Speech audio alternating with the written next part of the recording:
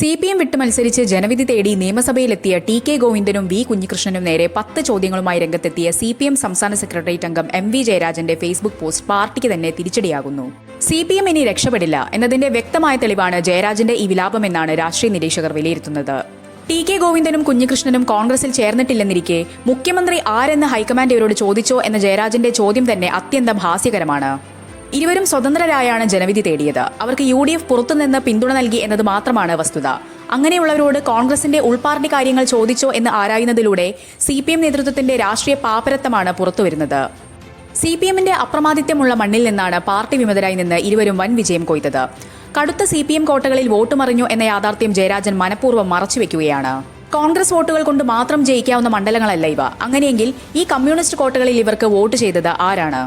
Party നയങ്ങളിലും നേതൃത്വത്തിന്റെ ഏകാധിപത്യ സ്വഭാവത്തിലും മനം മടുത്ത സഖാക്കൾ തന്നെയാണ് ഇവർക്ക് വോട്ട് ചെയ്ത് വിജയിപ്പിച്ചതെന്ന നഗ്നമായ സത്യം തുറന്നു പറയാൻ MV ജയരാജന് ഭയമാണ്. ഒരു രാഷ്ട്രീയ പാർട്ടിയുടെയും ഭാഗമാകാതെ ജനപക്ഷത്ത് നിന്ന് സംസാരിക്കുന്ന 2 സ്വതന്ത്ര MLA-മാരെ കോൺഗ്രസിന്റെ അക്കൗണ്ടിൽ കെട്ടിവെച്ച് രക്ഷപ്പെടാനാണ് CPM ശ്രമിക്കുന്നത്. ജയരാജന്റെ ഫേസ്ബുക്ക് പോസ്റ്റ് ഇങ്ങനെയാണ്: തരം കിട്ടുമ്പോഴെല്ലാം CPMനെ കുറ്റപ്പെടുത്തുന്ന 2 MLA-മാരോടും ചില ചോദ്യങ്ങൾ. CPIM-ന് ഉൾപാർട്ടി ജനാധിപത്യം ഇല്ലെന്ന് പറഞ്ഞ് ഉൾപാർട്ടി ജനാധിപത്യം ഏറ്റവും കൂടുതലുള്ള കോൺഗ്രസിനോടൊപ്പം ചേർന്നപ്പോൾ മുഖ്യമന്ത്രിയെ തീരുമാനിക്കും മുൻപ് 2 പേരോടും കോൺഗ്രസ് ഹൈക്കമാൻഡ് അഭിപ്രായം തേടിയോ? ഏറ്റവും വലിയ ജനാധിപത്യ പാർട്ടിയാണ് കോൺഗ്രസ് എന്നാണോ അഭിപ്രായം?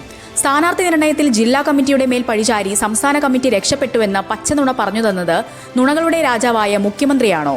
വർഗീയതയോടുള്ള 2 പേരുടെയും സമീപനം എന്താണ്? നിങ്ങളിലൊരാൾ സ്ഥാനാർത്ഥിത്വം സ്വന്തമായി പ്രഖ്യാപിച്ചപ്പോൾ വർഗീയ കക്ഷികൾ ഒഴിച്ചുള്ളവരുടെ പിന്തുണ സ്വീകരിക്കുമെന്നായിരുന്നു പറഞ്ഞതെന്ന് ഓർക്കുമല്ലോ. ഇന്ദിരാ ഗ്യാരണ്ടി വാഗ്ദാനമായ 21,000 രൂപ ആശമാർക്ക് നൽകാത്തതിനെതിരെ നിയമസഭയിൽ സബ്മിഷൻ അവതരിപ്പിക്കുമോ? KSRTC-യിൽ തീർത്ഥാടന യാത്ര, ടൂറിസം യാത്ര എന്നിവയുൾപ്പെടെ എല്ലാ യാത്രകൾക്കും എല്ലാ ബസ്സുകളിലും എല്ലാ സ്ത്രീകൾക്കും സൗജന്യമെന്ന വാഗ്ദാനം നൽകി സ്ത്രീകളെ കബളിപ്പിച്ചതിനെതിരെ പത്രസമ്മേളനം നടത്തുമോ? അദാനി ഗ്രൂപ്പിന്റെ ഫ്ലൈറ്റിൽ ദുരൂഹമായ മംഗലാപുരം യാത്രയെക്കുറിച്ചും NDA കക്ഷി നേതാക്കളുമായി കൂടിക്കാഴ്ച നടത്തുകയും തുറമുഖ വകുപ്പ് മുഖ്യമന്ത്രി ഏറ്റെടുക്കുകയും ചെയ്തതിനെക്കുറിച്ച് എന്താണ് അഭിപ്രായം? മന്ത്രിമാരുടെ സത്യപ്രതിജ്ഞാവേദിയിൽ ഒരു മതത്തിന്റെ ദേവതകളെ മാത്രം പ്രകീർത്തിക്കുന്ന വന്ദേമാതരം ചൊല്ലിയത് ശരിയാണോ?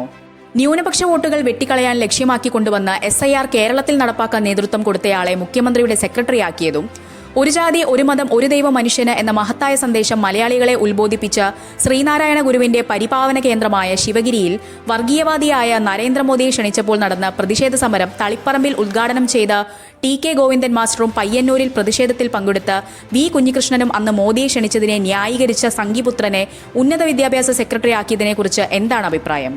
MG യൂണിവേഴ്സിറ്റി വിസിയായി സംഘപരിവാർ നേതാവിനെയും 19 RSSകാരെ സെനറ്റ് അംഗങ്ങളാക്കിയും നിയമിച്ചത് ശരിയാണോ? KSEB-യും KSRTC-യും വാട്ടർ അതോറിറ്റിയും സ്വകാര്യവൽക്കരിക്കുമെന്നും കിഫ്ബി മുഖേനയുള്ള വികസന പദ്ധതികൾ നിർത്തലാക്കുമെന്നും മുഖ്യമന്ത്രി പ്രഖ്യാപിച്ചതിനെതിരെ നിയമസഭയിൽ കോളിംഗ് അറ്റൻഷൻ കൊണ്ടുവരുമോ? പയ്യന്നൂർ, തളിപ്പറമ്പ് മണ്ഡലങ്ങളിലെ മുൻ MLA-മാരും LDF സർക്കാരും അനുവദിച്ച വികസന പദ്ധതികൾ പൂർത്തീകരിക്കുമോ? അല്ല, മുഖ്യമന്ത്രി പ്രഖ്യാപിച്ചതുപോലെ നിർത്തലാക്കുമോ? ഈ ചോദ്യങ്ങൾക്കെല്ലാം മറുപടി പറഞ്ഞിട്ട് പോരെ CPM-ന്റെ മേൽ കുതിര കയറാൻ? MV ജയരാജൻ ഫേസ്ബുക്കിൽ കുറിച്ചു.